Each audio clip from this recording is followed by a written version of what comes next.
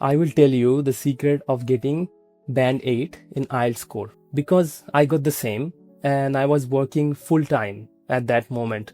And if you ever looked at your IELTS score and thought band 7 is good, but I know I can do better, then this video is for you.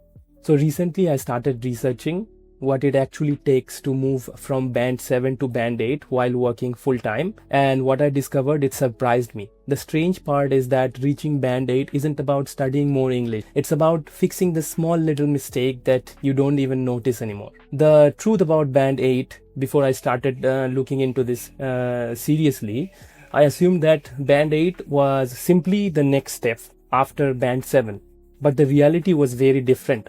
Only around 7 to 8% of IELTS candidates worldwide achieve band 8. Think about that for a moment, okay?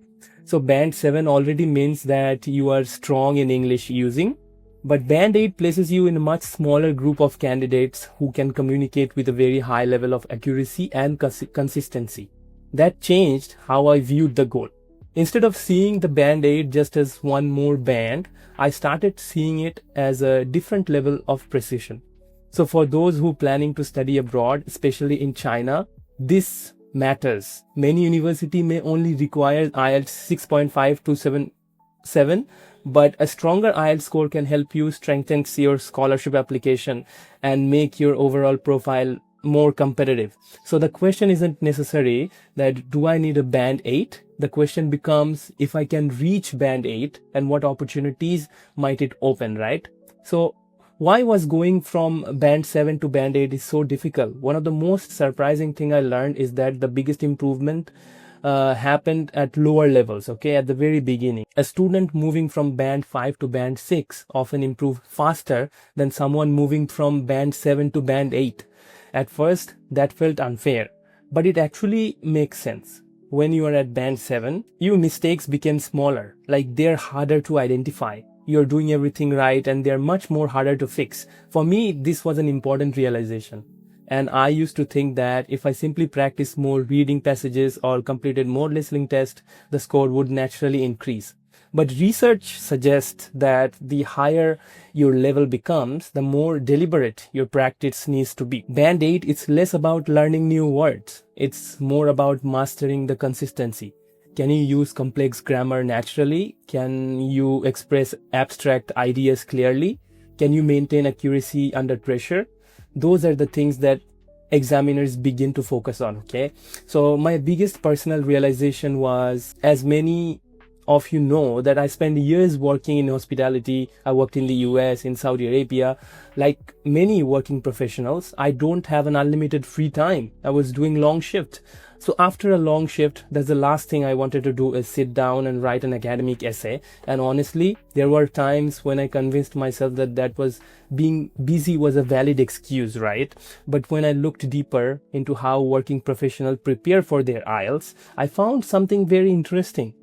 Many people successfully achieve band 7 while studying only for few hours and in a few weeks, right? Band 8, however, often requires a much greater commitment.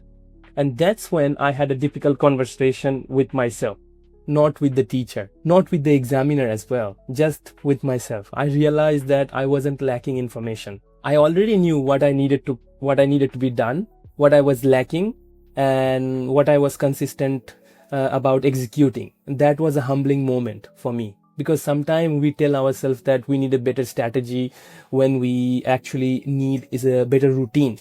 So instead of asking what's the perfect study method, I started asking that can I show up consistency even if like when I'm tired, when I'm feeling tired, what I'm focusing on now. And another finding really caught my attention is writing tends to show the largest score improvements compared with my other section. Speaking, surprisingly, is often the hardest area to improve. That completely changed my focus as well. So instead of spending my energy equally across every section, I was like spending more time to refining my writing and getting a detailed feedback. And for speaking practice, I've also been exploring different AI tools for writing practice as well, like ChatGPT and Claude and etc. So the goal isn't just speaking or writing more. The goal is to receiving immediate feedback on the grammar, on the vocabulary, on the structure and the clarity. Because at band 7, most mistakes aren't obvious anymore, okay? They are very subtle, and subtle mistakes require targeted correction. I've also stopped chasing shortcuts. No secret vocabulary, no magical study hack, just a deliberate practice. Writing essays, reviewing mistakes, recording myself speaking, listening back, correcting myself and repeating the process. It's not exciting at all, trust me, but that's usually where the progress happened. If you're currently preparing for your IELTS while working full-time, I want you to remember something.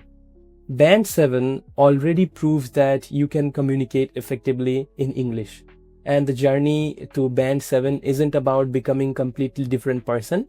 It's about becoming more precise, I would say, more consistent at the same time, and more intentional with what the score you are looking for. For me, this journey is a part of a bigger goal: studying abroad, building an international career, and creating an opportunity that once felt very far away.